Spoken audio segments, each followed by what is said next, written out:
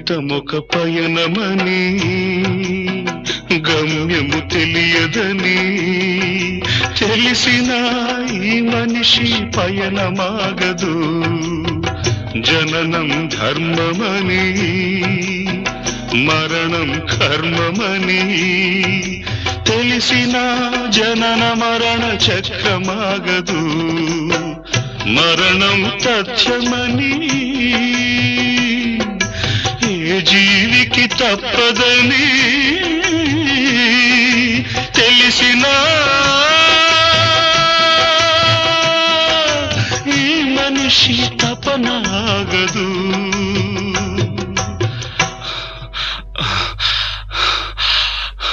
ఈ బ్రతుకు తపనాగదు. ఆగదు ఏ నిమిషము నీ కోసము.